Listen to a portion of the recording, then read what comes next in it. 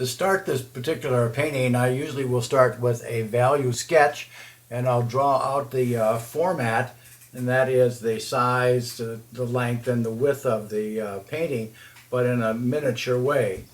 And then inside of that, I will start to put in some geometric shapes, just placement of these shapes where they are in the picture. A value sketch is really important for any work that you want to undertake, because you can also go ahead and change things in this value sketch, and also you can correct mistakes that you might make when you go ahead and do the real painting. That's why it's always good. It's like a road map, knowing where you're going to go when you start to paint the real thing.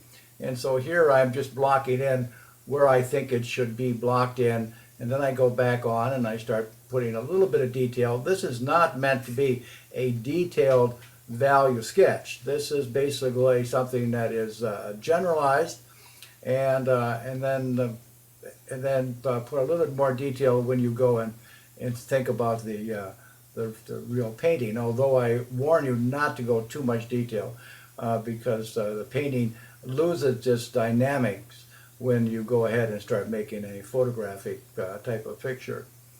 But here I'm blocking in the tree, just the massive tree, and I know in the picture it shows the tree over that tower, and I didn't want that because I wanted the tower to show up. So I moved some things around, and I've changed the perspective of my wall. If you notice, I drew it up and then I drew it down, and so it's below the eye level line of this wall is. And then I've got some figures in the shadow that sort of break that up so my eye doesn't go off the composition.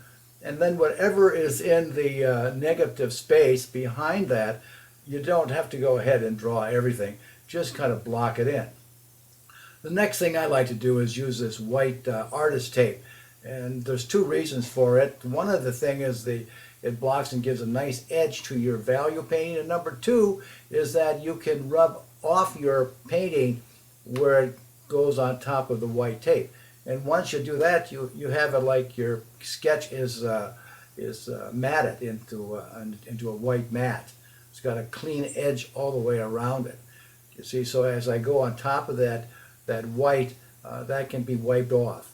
And now I'm going to start out with the middle value. Now it looks a little dark on your screen, and it might be a little bit too dark. But you see, that would be the first thing that I've learned in this particular value sketch when I do the real one, is don't go so dark right away, because you can always go darker. It's very difficult to go lighter. And so I just block that in, and I like the way the shape of the tree is. And then I'm going to go with this wall, because I think that's the next big shape in this particular painting. And that wall then is tied into the shadow that goes across the road. And so they're all one shape. And if you notice that I'm going in two figures that are leaning against the wall, and I'm using the same value as I did on the tree and the wall and the shadows, because I want them all to be one shape. So I'm making some connections here with the value. Now, as I continue with this, I got the same type of value that I am going to work with, and I've got this buildings on the side here, and there's a shadow that cuts across. I'm not so sure I want that diagonal that way when I do the real painting.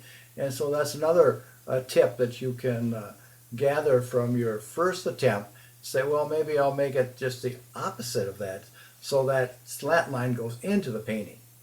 Okay, now here's where I'm going to put a big shadow across the building over there, and it drops down just a little bit on the other side. Having it just a little darker like I have, and it dries lighter, as you know, in watercolor. So if you make them too light, you have to go back over, and that's never really too successful. And then we've got a lot of buildings and cars down here, you know, and that's a lot to put in just a little painting. So I'm just going to squint at this and see what I can pick up with as I put in these values. paint in some windows right there, and then we have another shapes going behind here. Now this is a jumble of just rooftops and sides, and so leaving some of the rooftops white and bring down some windows, and then there's another one over to the side here and goes all the way off, and I'll just put a value in there so it looks like a mixture of a lot of buildings back there, but there really isn't any. It's just shape.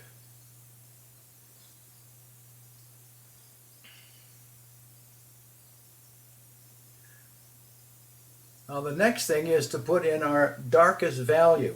Now that doesn't have to be completely black, so keep that in mind, because you can put that in and then go with the real black later. But these are just accent. Let's see what we can do here about the tree. There's a shadow that comes across the tree, so that tells me then possibly when I do the painting I'll do this tree just a little bit lighter so that I can prepare for a little bit more sunlight on the side of the tree. Getting a little bit of dark next to that light on top of that wall makes it really kind of dramatic. And there's a stairway that's coming down that's going into that wall, and then these people are standing on the side, and sort of a vine or something growing down the side of the wall.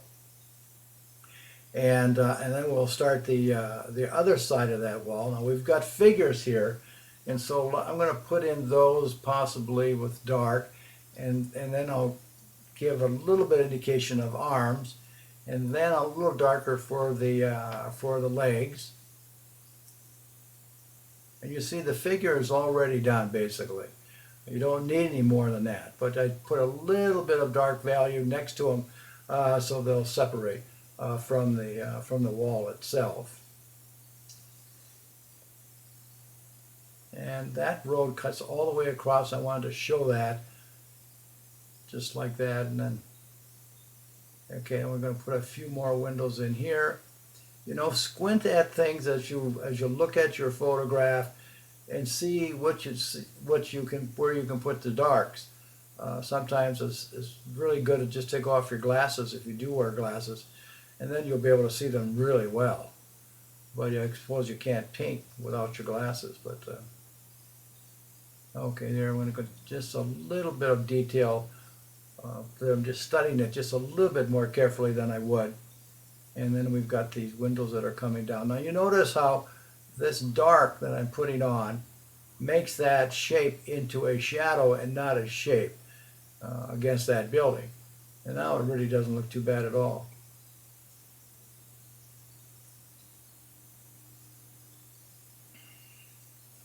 We have a figure right there. He's walking up the road. You've noticed that the head of the figure is the same height as the head of the two figures to the right. And that's good, because that's what perspective is all about, except this figure is smaller. It's not as tall as the others. And now I kind of wish I would have left all that detail inside between the buildings where the other buildings are, but obviously I thought, well, I'm going to try and see what I can do here. So let's see what I can do. I don't think this is going to, okay. First of all, I will start out with the light. I want to make sure that that light is going to stay there, because I really like that little motif. And you notice how light that background is right there. I should have really lightened up my values when I went in here, because these are a little bit too dark. They're further away, and so there's less value. And I've learned that now because I've done this painting and in the value sketch rather, and so that teaches me then well, that's something that I'll remember when I do the painting. You see, otherwise you'd probably do it in the painting and then you would kick yourself because you made it too dark. So that's one of the reasons why value sketches are so important, that it corrects a lot of the things before you go into the big thing.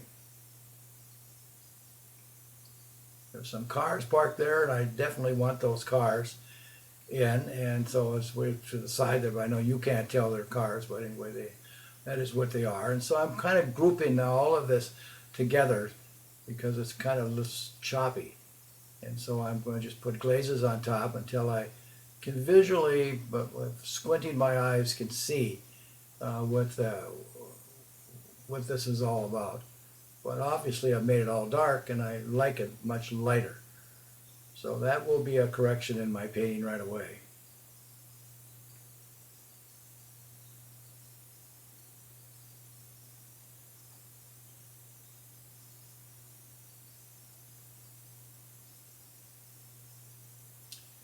Okay, now I'm going to make him just a little darker.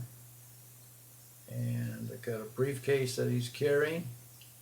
And his pants are really dark.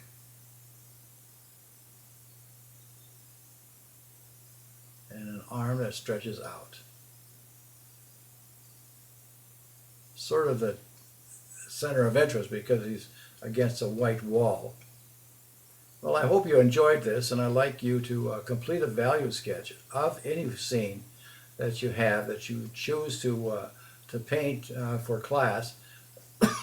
I'd like you to choose a scene similar to this. Now you can see when I take this off how nice my borders are as far as the painting is concerned. And so it makes a nice thumbnail sketch for me to use in future paintings.